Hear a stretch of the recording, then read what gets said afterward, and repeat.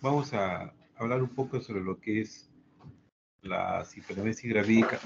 Este es un tema que ustedes lo van a ver con frecuencia en los hospitales, porque esto no se maneja en forma ambulatoria, ¿no? Solamente se maneja en la hospitalizada a tu paciente. Bueno, para empezar, la paciente, la gestante, más o menos un 70-75% hacen cuadros de emesis gravídica, ¿no?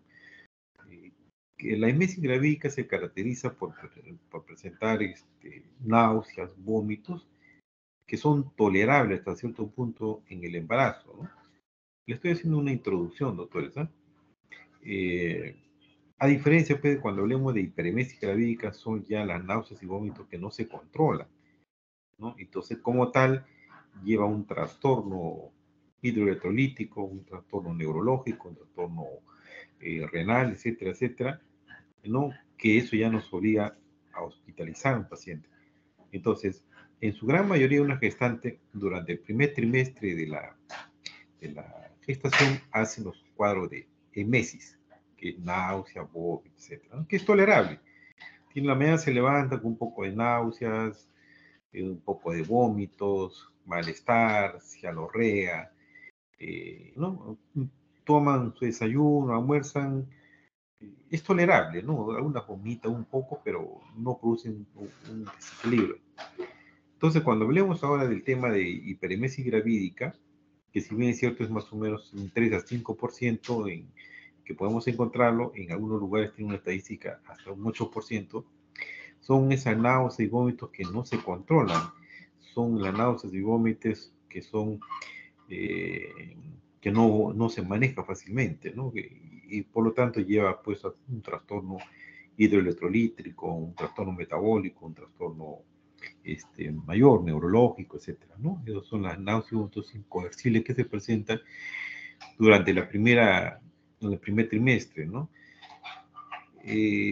Normalmente este cuadro lo vamos a tener hasta las 12, 13 semanas de gestación y posteriormente va a pasar en forma normal, pasa, ¿no? Y no deja generalmente una secuela, ninguna, ¿no? Entonces, algunos por ahí, en una oportunidad, un alumno me comentó que había encontrado hasta el tercer trimestre, ¿no? Pero trajo la literatura y sí, efectivamente, lo leímos, pero son casos pues rarísimos que se pueda presentar, ¿no? Bien, entonces, doctores, las hiperemesis gravídicas es este trastorno que ocurre pues en el primer trimestre de la gestación, llámese 12, 13 semanas de gestación y que generalmente va a ocurrir entre la sexta, séptima semana de gestación. Antes es bien raro que puedan tener esta paciente, ¿no? Estamos hablando ya de hiperemesis, no estamos hablando de lo que es una emesis, ¿no? Estas náuseas no se pueden controlar, es vómito constante, así no tome nada, la paciente se levanta vomitando, sigue vomitando, ella me dice, doctor, voto líquido, voto bilis, me duele la boca, el estómago, etcétera, etcétera. Entonces, quiere decir esto que ya la mujer ya no controla. Y como ya no controla, no tolera, esta mujer es una mujer hipercatabólica, porque si bien es cierto, tiene pues un embarazo, encima no come, encima vomita, baja de peso, es decir, esta mujer se vuelve hipercatabólica y con todo el trastorno que nos va a traer más adelante, ¿no? No existe una causa aparente, no existe una falla orgánica, ¿no?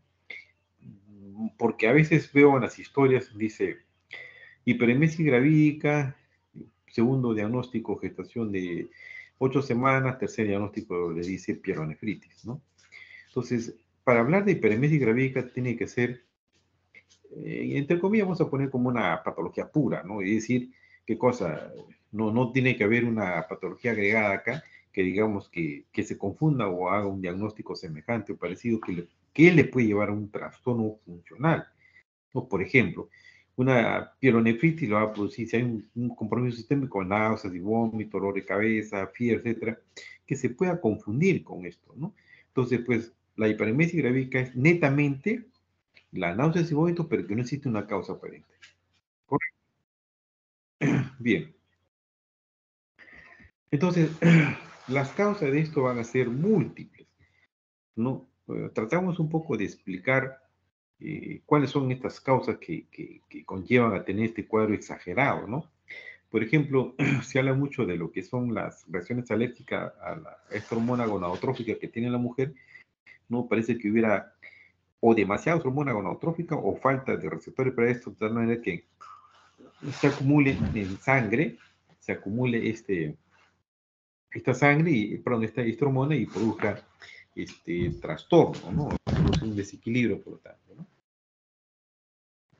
Siguiendo este grupo, tenemos los problemas de infecciones estomacales, la gastritis que puede estar como consecuencia de, ¿no? Los efectos neurológicos, para algunos casos de ellos, ¿no? Los efectos inmunológicos, las causas psicógenas, las causas psiquiátricas, ¿no? Dentro de las causas psicógenas o psicológicas, como puede llamarse, hay una relación psicosocial con la familia. Es una relación, o tal vez un embarazo no deseado que conlleva pues un trastorno en la mala relación de pareja, ¿no? O a veces el familiar. El familiar permite que entrar en la relación de la pareja, ya sea por uno u otro lado, y eso exacerba la reacción de la madre y provoca pues un cuadro psicológico como reacción adversa a estas causas, ¿no? La luz, la bulla, el modo vivendi, las relaciones de dónde puede estar, etcétera. Entonces existen estas causas básicamente que son una reacción alérgica a las hormonas gonadotróficas, a las secreción de hormonas gonadotróficas y a las causas psicógenas y psiquiátricas, ¿no? Es lo que acá también podemos entrar, lo que se llama la pseudociesis, ¿no? Como es una causa psiquiátrica que la mujer simula tener un embarazo y con las náuseas y vómitos que pueda tenerlo. Le menciono esto, pero en este caso la mujer no está embarazada, ¿no? Entonces, debemos precisar bien qué cosa es la hiperemesis gravídica, a qué obedece, ¿no? Tratamos un poco de explicar cuál es la causa que pueda provocar esta patología, y con lo cual va a tener consecuencias fatales, ¿no? Llevando a todo el trastorno, ¿no? Entonces se habla desde el punto de vista hormonal, estas hormonas gonadotróficas que están exageradas, que se incrementa, o las reacciones normales que pueden tener en la mujer y hace una reacción adversa a esto, una reacción alérgica a esto, ¿no? Entonces eso hace que produzca esa, ese, esa, esos problemas gastrointestinales como náuseas y vómitos, ¿no? De igual manera, en la elevación del estrógeno. En el primer trimestre se eleva gran cantidad de estrógeno, va a ser compensado posteriormente por las hormonas progestágeno, ¿no? Y parece que también hay cierta relación. No es que sea exclusivamente esto, ¿no? Más va a la cabeza que es el beta, que las hormonas gonotrópicas con diabetes, ¿no? De igual manera, la disminución de esta hormona hipofisial, el ACTH, ¿no? Son teorías que usted lo van a encontrar en la literatura, ¿no? Pero, vuelvo a repetir, los niveles altos del beta de HCG es el que va a la cabeza con respecto a esto, ¿no? Bien, entonces, como le voy a repetir, esta náuseas y vómitos, doctores, va a conllevar a tener primeramente un trastorno hídrico, ¿no? Esta mujer pierde agua, encima no consume, va a producir un trastorno electrolítico. Hay pérdida de la náuseas y vómitos, pérdida de radicales hidrogeniones, bicarbonato. Por lo tanto, eso va a llevar a un trastorno del pH, ¿no? Si esto va continuando, entonces produce una inestabilidad del sistema nervioso, lo cual produce una liberación en cantidad de la serotonina, ¿no? Por eso es que hay uno del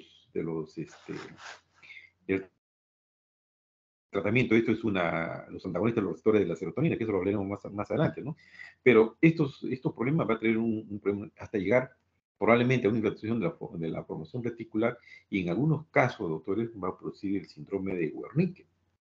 Ese síndrome de Wernicke ya es el extremo neurológico que puede tener una mujer por el trastorno hidroelectrolítico, ¿no? El paciente tiene nixtamio, tiene alalia, tiene dificultad en razonamiento, desorientación, ¿no? Esta paciente, y por lo tanto, va a estar totalmente adelgazada, una mujer que está totalmente, entre comillas, como pueden ver una mujer raquítica, ¿no? Ya la conducta del médico ya opta, si no mejora con todo el tratamiento que se le da, ya opta por tomar otra medida un poco más drástica, ¿no? Que es está dentro del protocolo que se podría hacer solamente para tener bienestar materno. En cuanto al mecanismo metabólico, ese mecanismo metabólico hace de que el glucógeno a nivel hepático haya gran consumo de glucosa, inicialmente porque no consume esta mujer y hace trabajar al hígado, formando a través del glucógeno, va a derogar para que se forme glucosa hasta que esto se pueda consumir y ya entrar después posiblemente a una cetosis esta mujer, ¿no? Esta mujer tranquilamente hace un trastorno rápido de uno a otro lado, ¿no? Por ese trastorno básicamente que le estoy mencionando, ¿no?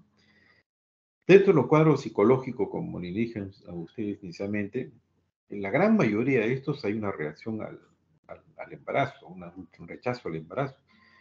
Y de igual manera también a la mala relación que existe, la mala relación que existe con los familiares cercanos, que, como debo repetir, a veces las cuñadas, los cuñados se meten en una relación, ¿no? Y eso provoca hasta cierto punto un rechazo de la misma mujer, la manera demostrando con la náuseas y vómitos, ¿no?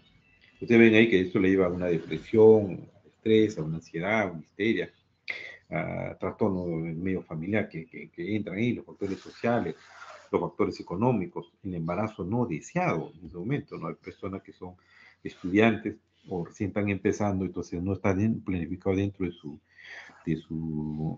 prioridades tener un embarazo, ¿no? Pero se da eso muchas veces, ¿no? A veces el mismo rechazo optan a veces por, ¿cómo se llama? Llevarse al aborto, ¿no? Bien, entonces, ¿cuál sería la fisiopatología? Ya hemos casi hablado un poco de esto, ¿no? La náuseas y vómito, doctores, en forma exagerada, va a conllevar, como le digo inicialmente, ¿qué cosa? ¿No? A la pérdida de radicales hidrogeniones, a la pérdida de bicarbonato, lo que no sucede pues en una diarrea que hay pérdida de potasio, ¿no? Entonces acá, como la pérdida es vía alta, a nivel del estómago acá, va a provocar, por un lado, la presencia o la quemazón de la boca del estómago, como dicen ellas, la formación de una gastritis, ¿no? Y ellos se quejan constantemente de eso, ¿no? Y las náuseas que constantemente van a tener la señora. Va provocando inicialmente lo que es el trastorno hídrico, ¿no? La mujer comienza a perder agua, la mujer comienza a perder electrolitos, entonces ahí ya viene lo que es la deshidratación. Hay una hemoconcentración, usted le piden un dosaje de hemoglobina y va a encontrar que está hemoconcentrada esta paciente, ¿no? Hay una hipocleremia por esas náuseas y vómitos, una hiponatremia, una hipocalemia secundaria, el cuadro que tiene de fondo la señora, una formación, una destrucción de la gluconeogénesis formando glucosa hasta llegar a la cetosis, y esto realmente produce ¿qué cosa? Una lipólisis, ¿no? Entonces, esto va a formar al final los cuerpos cetónicos, una cetoacidosis, etcétera, etcétera, que ustedes ya conocen bien eso. Entonces, si yo tengo un trastorno hidroelectrolítico, doctores, entonces ustedes van a recordar lo que es la fórmula del pH, ¿no? El pH, ¿qué cosa es la concentración? El logaritmo inverso de la concentración de hidroquinona, o si no es la constante pK más la ecuación, lo que es la relación entre el bicarbonato y el ácido carbónico. Y el ácido carbónico ustedes lo doblan en dos, que forma CO2 y agua, ¿no? Entonces de ahí van a ver ustedes que existe una relación de 20:1. Entonces, esa relación de 20:1 conlleva tener un pH 7.4. Eso es lo normal, eso todos debemos tenerlo, ¿cierto? ¿No? Entonces ahí ya viene el sistema tampón. Uno baja, uno sube para tratar de mantener el 7.4, ¿no? Entonces, pero si esta mujer está teniendo náuseas y vómitos, ¿qué cosa hace? ¿Qué trastorno hay en esa ecuación? Entonces ya le dije que esa es la concentración de pK más la relación que existe entre lo que es el bicarbonato con ácido carbónico. Entonces esta mujer lo que pierde es el bicarbonato. Entonces ya no la relación no es de 20:1, sino la relación será pues de 10:1. Por lo tanto, el pH ya no será 7.4, va a ser 7.3 probablemente, ¿no? Entonces, ¿qué cosa está haciendo esta mujer? Está haciendo una acidosis de tipo metabólica. ¿Y cómo va a tratar de compensar esa acción? Entonces, compensa a través de una, ¿qué doctores? A ver si alguien sabe, de un problema respiratorio, ¿cierto?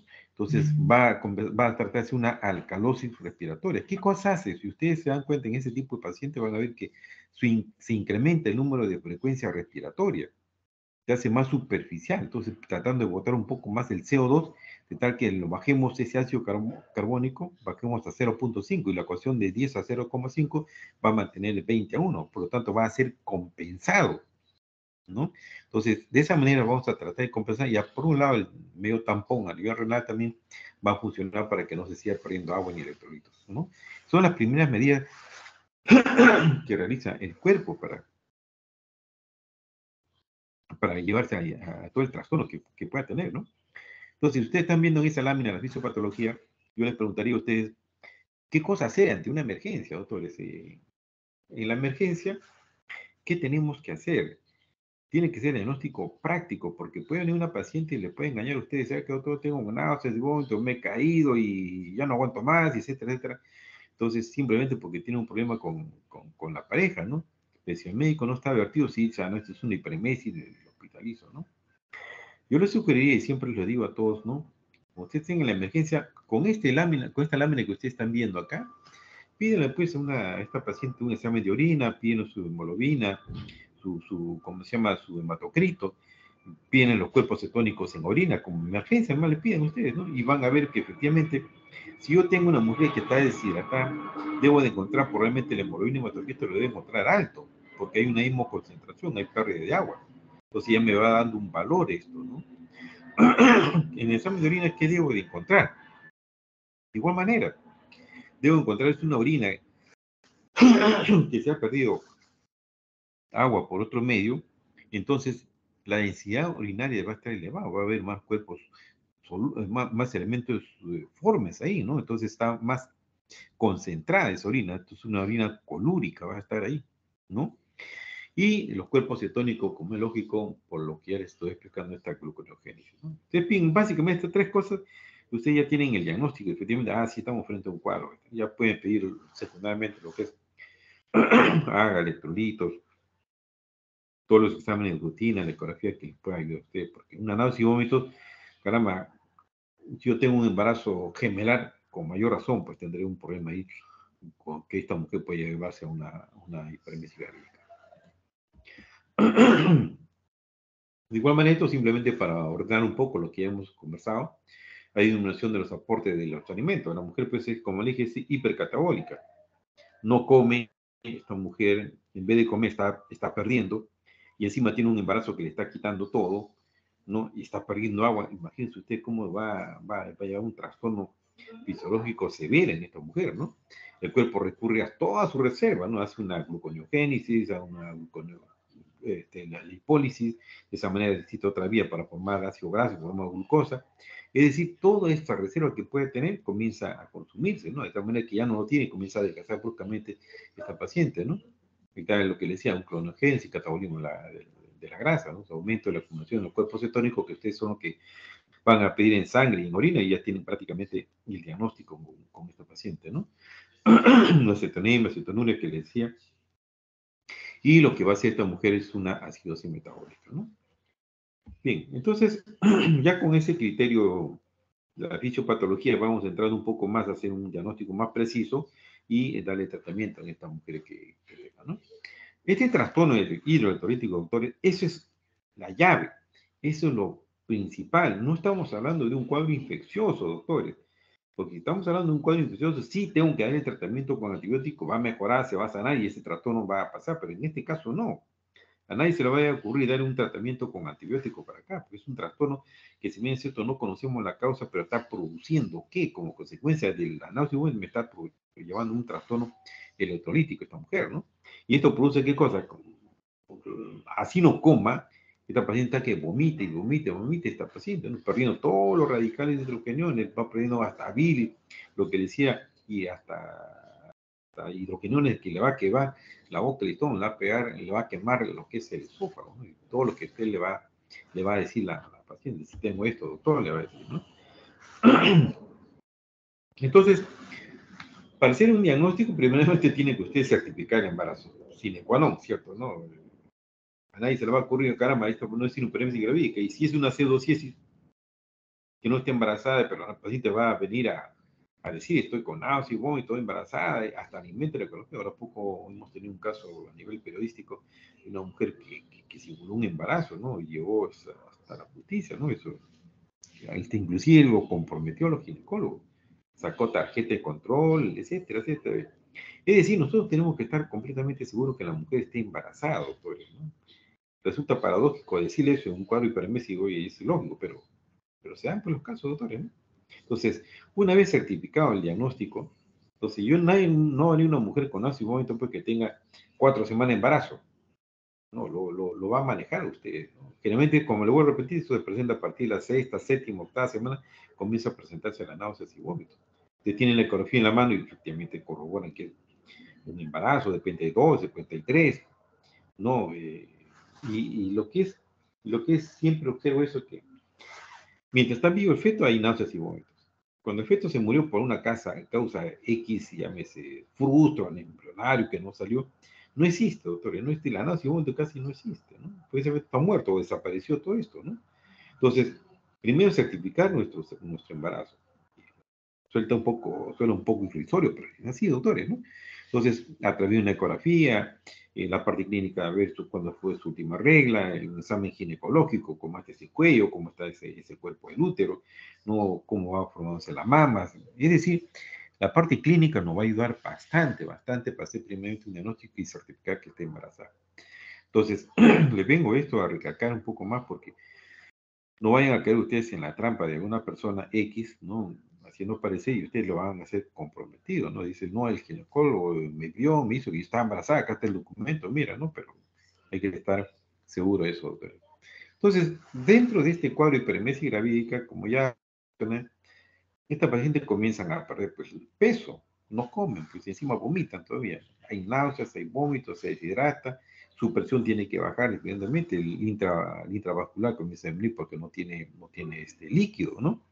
Y trata de compensar esto, eh, la cantidad de nutrientes y oxígeno que necesita el cerebro. Entonces, lo que hace el corazón bombea con mayor frecuencia tratando de, pero claro, si no tiene agua, entonces, ¿qué va a hacer? ¿No? Va a llegar un momento que se va a cansar esto, ¿no? Aparece ictericia, confusión, oligonuria. ¿Qué va a orinar? Pues, señor, si está perdiendo agua por otro lado. Llega una oligonuria, lleva a una anuria en este paciente, una neuritis periférica. Lo que es peor, como decía, es un cuadro de Wernicke, un síndrome de Wernicke, una cefalopatía de Wernicke, lo que les mencionaba, ¿no? A estos pacientes. Y a veces se opta por tomar ya en la medida un aborto terapéutico, ¿no? Porque está en la vía la mamá que no responde a nada, no responde en absolutamente nada. Todo el tratamiento habido y por haber uno le da, pero lamentablemente pues no da, ¿no? Entonces se hace una junta médica, no es decisión propia del ginecólogo, se hace una junta médica entre el internista, entre el asesor legal, el jefe de departamento, un internista, y se toma la medida que corresponde viendo bienestar materno, ¿no? Los exámenes son acá los exámenes de rutina que pedimos y básicamente no olvidarse de tener el hematocrito y hemoglobina en la mano con una hemoconcentración, un examen de orina con su densidad urinaria, que van a ver ustedes que está elevado la densidad, ¿no? Y la presencia de cuerpo cetónico. El resto que ven ustedes ahí es un complemento, ¿no? Ustedes van a pedir hemograma, glucosa, urea creatinina, van a pedir las pruebas serológicas, van a pedir, ¿cómo se llama?, el tiempo de coagulación, ¿no? Electrolitos, todo eso que nos va a ayudar a nosotros, ¿no? Y su EKG, el espacio PR y QT prolongado, una invertida a medida que se vaya perdiendo el potasio, ¿no? Eso es lo que vamos a encontrar a nivel del EKG. La ecografía, que es mandatoria acá, ¿no? Siempre hacer el diagnóstico temprano para ver la viabilidad fetal. Y optamos también muchas veces por, según sea el caso, con la interconsulta con el psicólogo, con nutrición, para que mejore un poco la forma, cómo darle el modo de alimentación, cómo dar a esta mujer y cuánto requerimiento calórico debe necesitar esta mujer, que eso es básico, ¿no? Y si usted cree inconveniente, se hace una interconsulta con psiquiatría según sea el caso. Ven que esta mujer no colabora o responde otras cosas o no está ubicada esta mujer, ¿no? Y lo del gastro, que es un apoyo que nos va a ayudar a nosotros para mejorar un poco esa función gástrica, ¿no? Los diagnósticos diferenciales pueden ser muchos, pero ojo, que no puede haber es una entidad patológica asociada o junto o paralela con la hipermesis gravídica, ¿no? Ahí ustedes ven en el cuadro gastrointestinal, cursa mucho con gastroenteritis, con acalasia, patología biliar, una colitiasis, una hepatitis, obstrucción, una pancreatitis, hasta una apendicitis puede remediar un poco esto, doctores, ¿no? Desde el punto de vista genitourinario tenemos la pielonefritis, la terción de un quiste ovario, ¿no? La miomatosis, los cálculos renales, ¿no? Si bien es cierto, una miomatosis es un poco más distante, pero está dentro del diagnóstico diferencial. Las enfermedades metabólicas, el problema diabético, una diabética descompensada, ¿no? La enfermedad de Addison, ¿no? Que pierden orina en cantidad, pero le lleva un trastorno hidroelectrolítico, pues, o sea, esto es como diagnóstico diferencial, ¿ah? No vayan a pensar que tiene que hacer un AIS esta mujer, ¿no? Los cuadros de hipertiroidismo, porque el cuadro de hipertiroidismo, estas hormonas beta-HCG tienen un componente muy semejante a la estructura de las hormonas tiroideas y hacen que compitan estos receptores y, entre comillas, hay un pseudo elevación del hipertiroidismo por la elevación de estas hormonas gonadotróficas, ¿no? Eso es lo que más o menos se trata de explicar, ¿no? Las enfermedades neurológicas, como esos tumores que aparecen, los tumores vestibulares, ¿no? Los tumores del sistema nervioso y los cuadros migrañosos, ¿no? Ustedes habrán visto de repente en casa a veces la familia tiene esos cuadros de migraña, ¿no? Que está con náusea, vómito, cefalea, no tolera nada. Entonces también ponemos eso como un diagnóstico diferencial en estos pacientes. Entonces, una vez hecho el diagnóstico, doctores, procedemos a la hospitalización. Una emesis no se hospitaliza.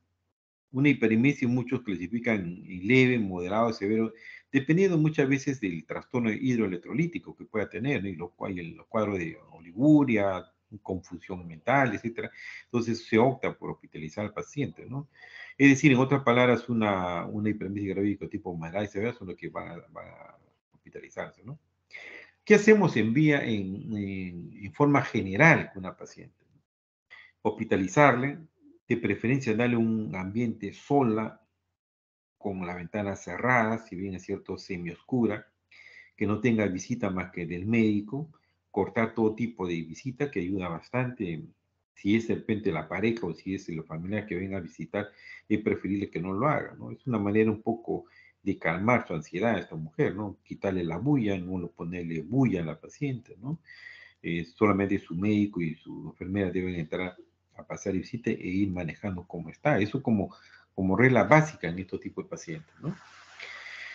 Después viene lo que ya es el tratamiento médico, es colocarle una vía, hacer un buen balance hídrico electrolítico constante, ¿no? Balance hídrico estricto, yo diría cada hora, depende de hacerle a esta mujer cuánto está orinando, ¿no? Para sacar mi conclusión, cuánto está perdiendo de orina, cómo está esa función renal. Los antieméticos, los antihistamínicos, los antiácidos, los bloqueadores H2, la administración de alguna vitamina que le voy a mencionar ahora, y sobre todo la de qué, de electrolitos con el volumen de agua, las calorías y la dieta que debemos ir aportando de forma gradual en esta mujer. Ahora les voy a mencionar eso. En cuanto al pronóstico, las complicaciones, pues ya le dije inicialmente, esta mujer lo que es peor van a un síndrome de Warnick, ¿no? Por la deficiencia de tiamina. No, estos pacientes es bien penoso. Yo, en toda la época que yo estoy en un hospital, el síndrome de Warnick ha visto 2, 3 casos nada más. Son casos raros, pero cuando se dan es catastrófico. El paciente se nos puede morir delante de nosotros, ¿no? Hacen coagulopatía por deficiencia de vitamina K, la mielocitis espóntica cerebral por hiponatremia. Es decir, hacen muchos cuadros que pueden complicarse en síndrome de Mallory-Weiss, ¿no? Esas varices esofágicas que hay se pueden romper por el esfuerzo que hace la mujer y hay una hemorragia interna, ¿no? Bien, entonces para mencionarle, en cuanto al tratamiento, doctores, el tratamiento a nuestros pacientes hay que tenerlo, como le dije, ¿no? Un NPO. O sea, no darle nada a la mujer por el día que está hospitalizado, pero sí tenemos que hacer un balance hidroelectrolítico y calórico estricto, porque si no, no vamos a avanzar. Por ejemplo, a veces cuando uno pasa de visita le pregunta ahí a los médicos jóvenes, dice, ¿cuánto de agua está pasando? Ah, doctor, 2 litros. Oye, pero oye, 2 litros no me está diciendo nada usted, doctor. Tenemos que pasarle de acuerdo a su peso. Yo tengo una mujer, la cantidad de agua que podemos dar de 30 a 50 centímetros cúbicos por kilogramo de peso. Entonces, si yo tengo una mujer que me pesa pues 70 o una mujer que me pesa 40, si yo le doy 40, me pesa esta mujer, le doy pues, a 50 centímetros cúbicos, le voy a dar 2 litros, ¿no? Pero si yo tengo otro tipo de paciente que pesa mucho más y tengo que darle 50 centímetros cúbicos por kilogramo de peso, un segundito, Ruth. ¿Aló?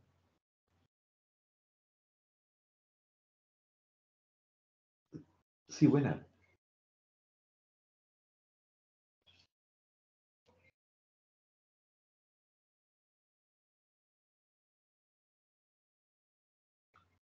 Un favor, llame en 20 minutos que estoy en clase, ¿ya?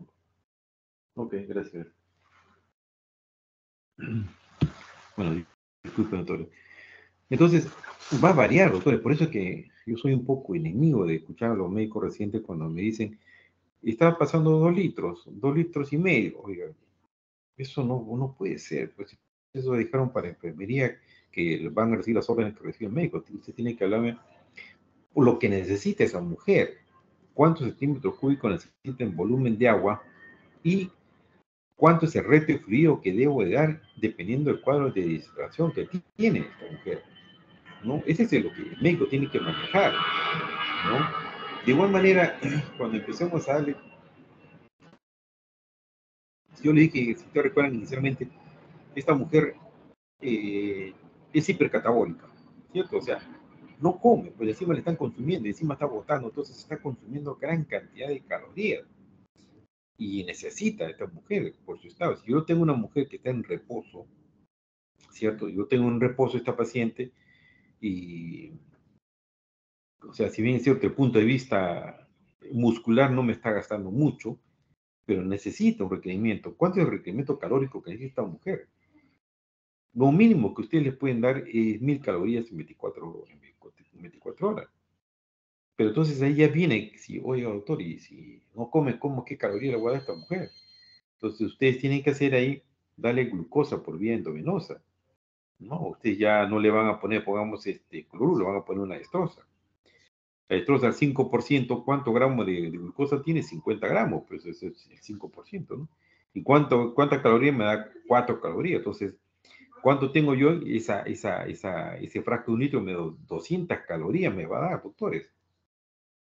¿Cierto? Entonces, si yo, este frasco me da 200 calorías, entonces, doctores, le pregunto, ¿y cuánto le está dando el volumen?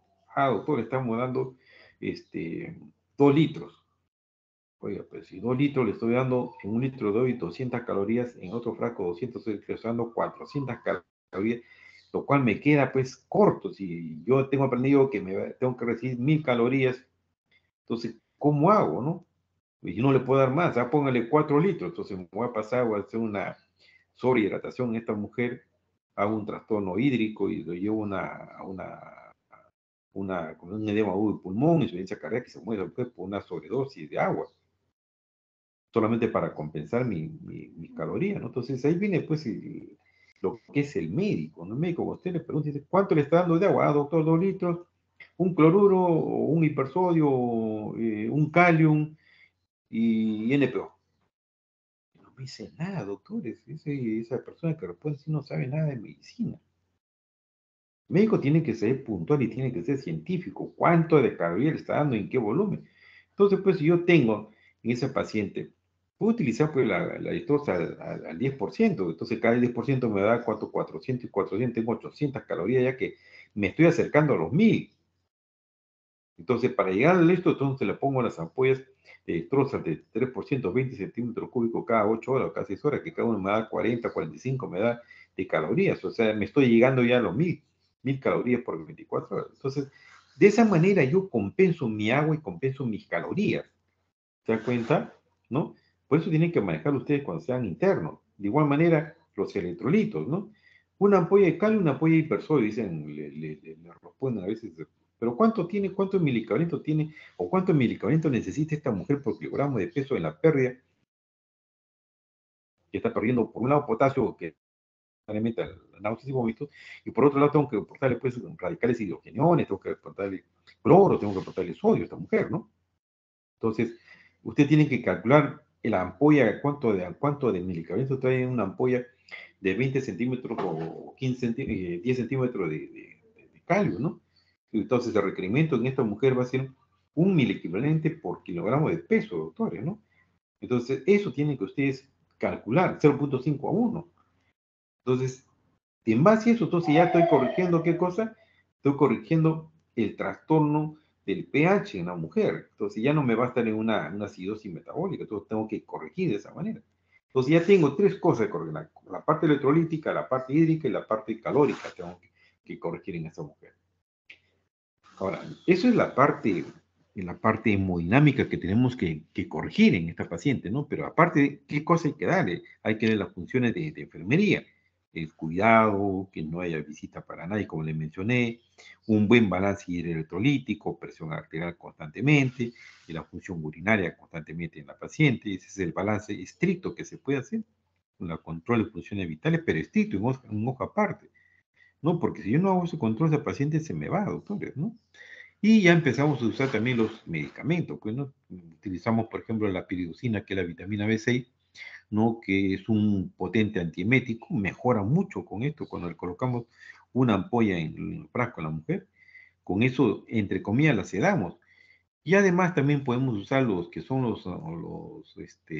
esos antihistamínicos, como conocido el dimidrinato, ¿no? El dimidrinato, esto bloquea los estímulos dopaminérgicos secundariamente, pero su acción principal de este antihistamínico es bloquear los receptores H2 a nivel estomacal. Entonces, al bloquear eso, por un lado, evita la emesis y evita la gastritis, por un lado, pero es que eso es muy, muy importante y no es teratogénico, se maneja fácilmente, ¿no?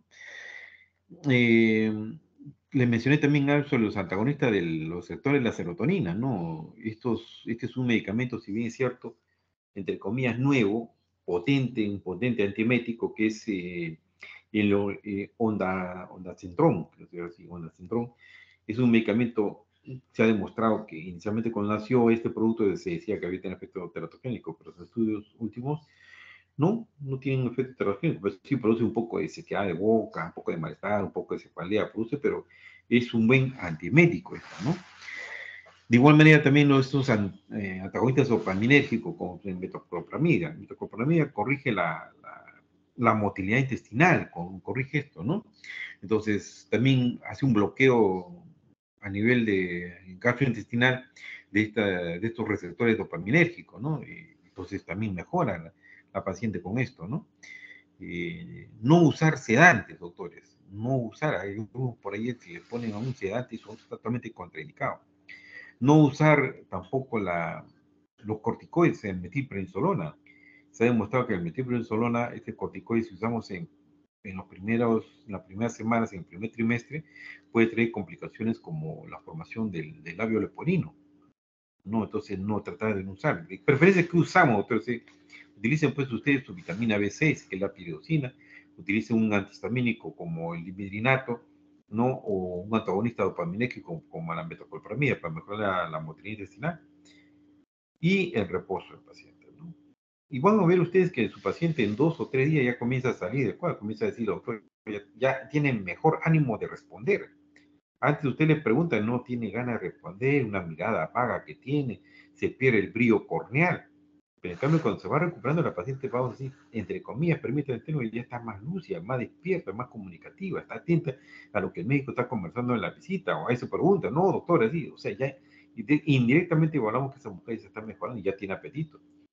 Pero tampoco no darle de frente un plato, pues, a la carta, no darle así. Hay que ver en forma gradual, poco a poco, que vaya empezando a tolerar sus alimentos de paciente, ¿no? Y los controles que ya viene el control ecográfico, el control de repente si hace un cuadro de una amenaza, ya es otras cosas que pueden aparecer por ahí, pero ya se lo va manejando, ¿no? Muy bien, creo que es la última lámina que nosotros...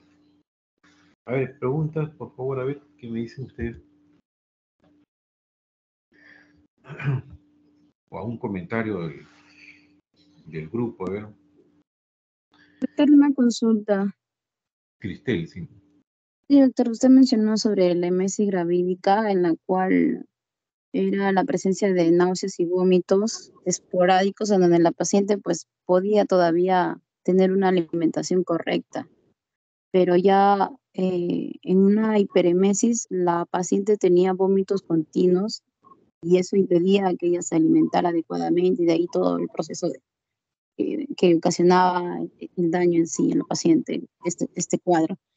Hay una, o sea, hay una relación en cuanto a la cantidad de veces que vomita la paciente al día para considerar una hiperemesis, o simplemente con el hecho de que tenga vómitos y no se pueda alimentar, ya estamos hablando de una hiperemesis. Buena tu pregunta, Cristel. Sí, efectivamente, ¿no?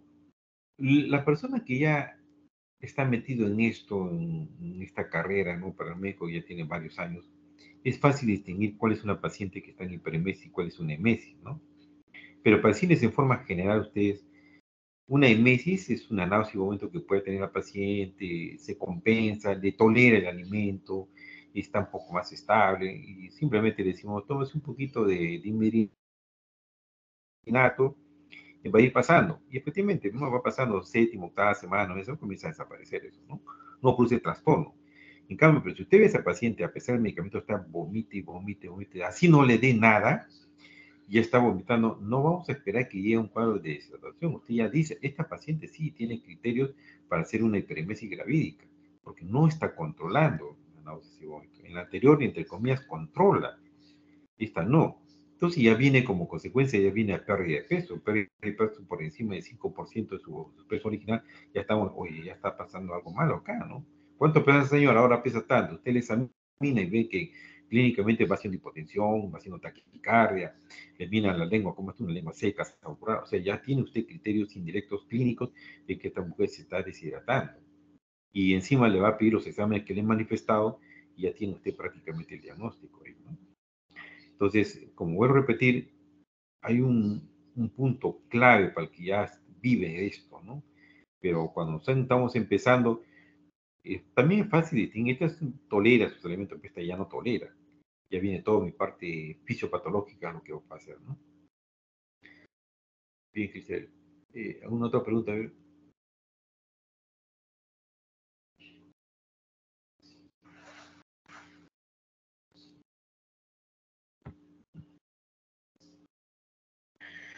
Eh, Adriani Sandana.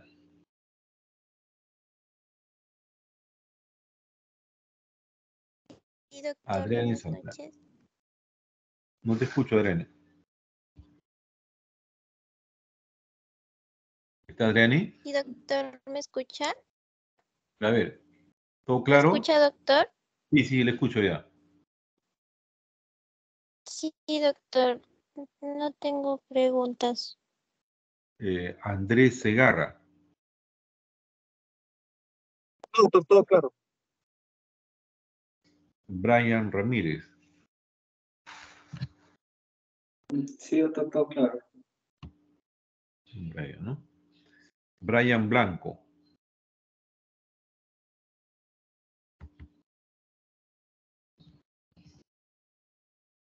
No está Brian Blanco, ¿no?